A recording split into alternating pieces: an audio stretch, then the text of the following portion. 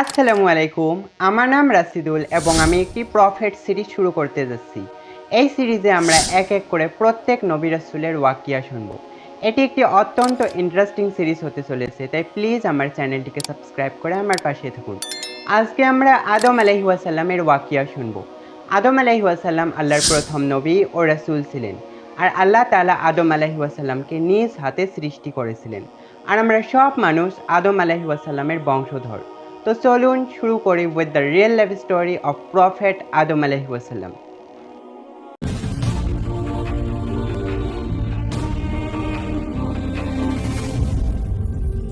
বিশ্ব ইতিহাসে প্রথম মানুষ ও প্রথম নবী হিসাবে আল্লাহ পাক আদম আলাইহিসসালামকে নিজ দুহাত দ্বারা সরাসরি সৃষ্টি করেন। সূরা সোয়াত আয়াত নাম্বার 75।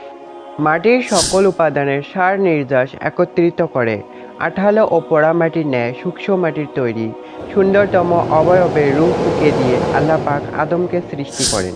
সূরা মুমিন আয়াত নাম্বার 12 অ্যান্ড সূরা সাফাত আয়াত নাম্বার 11। অতঃপর আদমের পাঁজর থেকে তার স্ত্রী হাওয়াকে সৃষ্টি করেন। আর এ কারণেই স্ত্রী জাতি স্বভাবগতভাবেই পুরুষ জাতির অনুগামী ও পরস্পরের প্রতি আকৃষ্ট। অতঃপর স্বামী স্ত্রীর মাধ্যমে যুগ যুগ ধরে একই নিয়মে মানব বংশ বৃদ্ধির ধারা অব্যাহত রয়েছে। কোরআনের বর্ণনা অনুযায়ী প্রথম দিন থেকে মানুষ পূর্ণ চেতনা ও জ্ঞান সম্পন্ন সভ্য মানুষ হিসাবে যাত্রা আরম্ভ করেছে এবং আজও সেভাবেই তা অব্যাহত রয়েছে।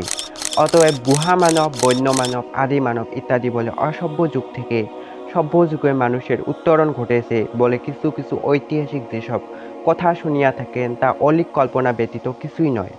সূচনা থেকে এ যাবৎ এই দীর্ঘ পথ পরিক্রমায় মানুষ কখনো মানুষ ব্যতীত অন্য কিছু ছিল না। মানুষ বানর বা উল্লুকের উদর্জিত রূপ বলে ঊনবিংশ শতাব্দীতে এসে চার্লস ডারউইন যে বিবর্তনবাদ থিওরি অফ এভলিউশন পেশ করেছেন তা বর্তমানে একটি মৃত মতবাদ মাত্র এবং তা প্রায় সকল বিজ্ঞানী কর্তৃক প্রত্যাখ্যাত হয়েছে। প্রথম মানুষ আদি পিতা আদম আলাইহিসসালামকে আল্লাহ সর্ববিষয়ে জ্ঞান ও যোগ্যতা দান করেন এবং বিশ্বে আল্লাহর খেলাফত পরিচালনার মর্যাদা অভিষিক্ত করেন।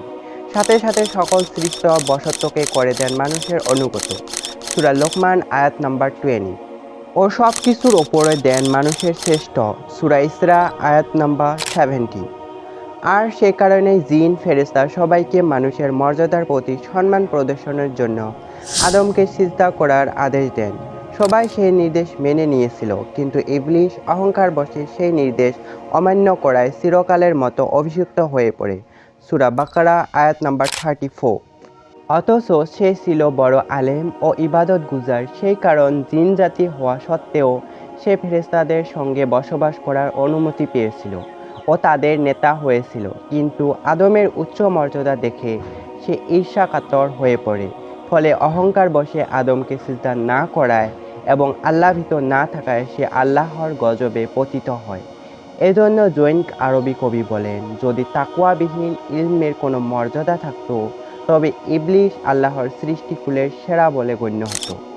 আদমের মূল উপাদান হলো মাটি, তাই তাকে আদম বলা হয়। পক্ষান্তরে হাওয়ার মূল হলেন আদম, যিনি তখন জীবন্ত ব্যক্তি, তাই তাকে হাওয়া বলা হয়, যা হাই অর্থাৎ জীবন্ত থেকে উৎপন্ন।